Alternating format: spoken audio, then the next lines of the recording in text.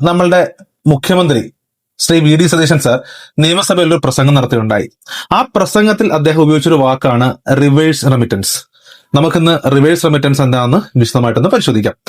ശരിക്കും ഈ reverse remittance എന്ന് പറയുന്ന വാക്ക് ബന്ധപ്പെട്ടിരിക്കുന്നത് നമ്മളുടെ ഇന്റർനാഷണൽ എക്കണോമിക്സ് ആണ്. അതായത് ഒരു രാജ്യം മറ്റു രാജ്യമായിട്ട് നടത്തുന്ന എക്കണോമിക് ട്രാൻസാക്ഷൻസുമായിട്ട് ബന്ധപ്പെട്ട ഒരു വാക്കാണ് റിവേഴ്സ് റെമിറ്റൻസ് എന്ന് പറയുന്നത്. ഇത് കുറച്ചുകൂടി നമ്മൾ വിശദമായിട്ട് പറയുകയാണെന്നുണ്ടെങ്കിൽ നമ്മുടെ മാക്രോ എക്കണോമിക്സ് എന്ന് പറയുന്ന ഒരു ഭാഗമായിട്ടൊക്കെ ബന്ധപ്പെട്ടിരിക്കുന്നു. നമ്മൾ അതിലേക്ക് പോകുന്നില്ല. നമുക്ക് ഇത് എന്താണെന്ന് പരിശോധിക്കാം.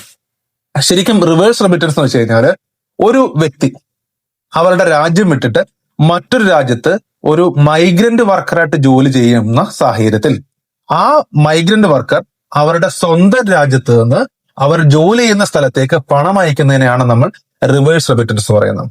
അതായത് നമ്മൾ സ്ഥിരമായിട്ട് ചെയ്യുന്ന നമ്മുടെ ഗൾഫ് നാടുകളിലെ നമ്മുടെ മലയാളികൾ ചെയ്യുന്ന റെമിറ്റൻസ് എന്ന് പറയുന്ന പ്രക്രിയയുടെ നേരെ ഓപ്പോസിറ്റ് ആണ് ഇവിടെ റിവേഴ്സ് റെമിറ്റൻസ് എന്ന് പറയുന്നത്. ഞാൻ ഉദാഹരണം പറയാം. കഴിഞ്ഞ കുറച്ച് കാലങ്ങളായിട്ട് നമ്മുടെ കേരളത്തിൽ നിന്ന് തന്നെ കുറേയധികം വിദ്യാർത്ഥികൾ വിദേശ യൂണിവേഴ്സിറ്റികളിൽ പഠിക്കാൻ പോകാറുണ്ട്.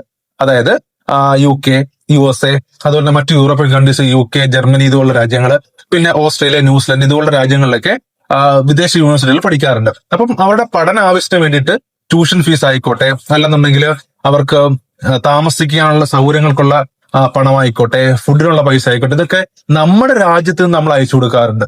ഇതിനെ നമുക്ക് റിവേഴ്സ് റെമിറ്റൻസ് ആയിട്ട് കണക്കാക്കാൻ കഴിയും. നമ്മുടെ രാജ്യത്ത് ഈ റിവേഴ്സ് റെമിറ്റൻസ് എന്ന് പറയുന്ന പ്രോസസ്സിനെ മാനേജ് ചെയ്യുകയും കൺട്രോൾ ചെയ്യുകയും ചെയ്യുന്നത് നമ്മളുടെ റിസർവ് ബാങ്ക് ഓഫ് ഇന്ത്യയാണ്. റിസർവ് ബാങ്ക് ഓഫ് ഇന്ത്യയുടെ നിയന്ത്രണത്തിൽ പ്രവർത്തിക്കുന്ന ഫിനാൻഷ്യൽ ഇൻസ്റ്റിറ്റ്യൂഷൻസ്, അതായത് ബാങ്ക് പോലുള്ള മറ്റ് ധനകാര്യ സ്ഥാപനങ്ങളാണ് ഇത്തരത്തിലുള്ള റിവേഴ്സ് റെമിറ്റൻസിനെ സഹായിക്കുന്നത്. ഇതിന് നിദാനമായ ആക്ട് എന്ന് പറയുന്നത് ഫോറിൻ എക്സ്ചേഞ്ച് മാനേജ്മെന്റ് ആക്ട് ആണ്, ഫെമ എന്ന് പറയുന്ന ആക്ട് ആണ്.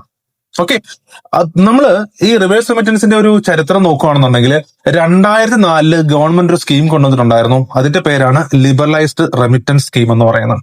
ആ സ്കീം പ്രകാരം ഒരു രാജ്യത്ത് നിന്ന് ഒരു വ്യക്തിക്ക്, ആ വ്യക്തി മൈനർ ആയിക്കോട്ടെ, അവർക്ക് നമ്മുടെ രാജ്യത്ത് നിന്ന് പണം അയക്കാനുള്ള പ്രൊവിഷൻ ഉണ്ട്.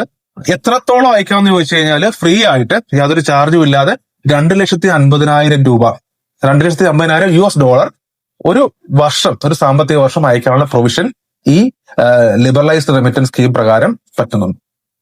ഓക്കെ, ഇനി നിങ്ങൾ ചിന്തിക്കുന്ന ഇതായിരിക്കും, ഈ നമ്മളുടെ രാജ്യത്തിനുള്ളിൽ നടക്കുന്ന, അത് സ്റ്റേറ്റുകൾക്ക് ഇടയിൽ നടക്കുന്ന ട്രാൻസ്ഫർ അത് റിവേഴ്സ് റെമിറ്റൻസ് ആണോ എന്ന് ചോദിച്ചു കഴിഞ്ഞാൽ അത് റിവേഴ്സ് റെമിറ്റൻസ് അല്ല എന്ന് വേണം മനസ്സിലാക്കാൻ.